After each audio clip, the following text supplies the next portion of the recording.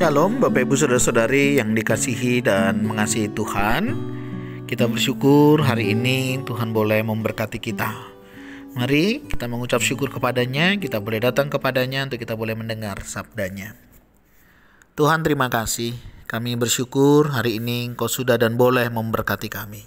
Terima kasih Tuhan untuk penyertaan-Mu sepanjang perjalanan kehidupan kami sampai saat ini. Sebentar kami akan membaca dan merenungkan firman-Mu. Berfirmanlah dan biarlah kami mengerti apa yang menjadi kehendak-Mu di dalam hidup kami. Kami berdoa di dalam nama Tuhan Yesus Kristus. Haleluya. Amin.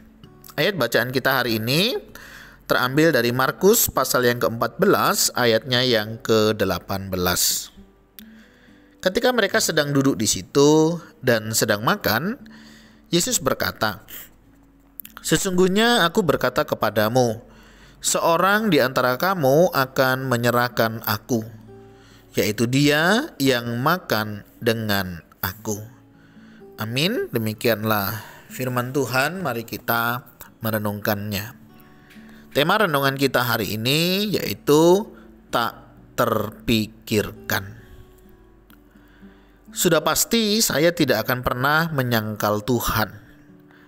Setiap murid dengan sungguh-sungguh menunjukkan kesetiaan mereka kepada Tuhan. Ketika mereka duduk bersandar satu sama lain dalam situasi yang aman dan nyaman di ruang atas, bersama Tuhan mereka, para murid tidak pernah membayangkan bahwa mereka akan mengingkari kesetiaan mereka kepada Kristus.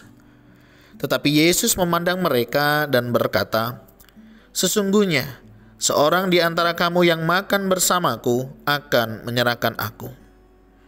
Bagaimana mungkin bisa mengalami saat-saat yang intim dan dalam bersama Juru Selamat, tetapi dengan cepat mereka menyangkal Dia dan iman mereka runtuh. Di saat-saat yang menegangkan di Taman Getsemani dan salib, para murid melakukan hal-hal yang tidak pernah terpikir sedikit pun akan mereka lakukan. Mereka tidak menduga sama sekali betapa kejam dan bencinya dunia di sekitar mereka terhadap Tuhan mereka. Yesus sudah memperingatkan mereka bahwa dunia akan membenci mereka karena dunia membenci Dia. Hal ini tertuang di dalam Yohanes 15 ayat 18-21 dan Yohanes 16 ayatnya yang ke-33. Tetapi hanya Yesus yang mengetahui sepenuhnya pencobaan yang akan mereka hadapi. Dalam situasi yang amat menekan, orang bisa melakukan hal-hal yang tak terduga. Alkitab menubuatkan bahwa Yudas akan mengkhianati Yesus. Meskipun ia sudah berjalan bersama Yesus selama lebih dari 3 tahun. Tetapi Petrus pun juga akan menyangkal Dia. Dan semua dari mereka pun menyangkal Dia. Betapa cepatnya situasi di sekitar kita dapat beralih dari situasi aman dan tenang seperti yang terjadi di ruang atas ke suatu situasi yang kejam di Getsemani dan salib. Mari kita menjaga hati kita. Mari kita dengarkan peringatan Tuhan yang lembut. Kegagalan yang terjadi dengan murid-murid yang pertama dapat pula terjadi di dalam kehidupan kita.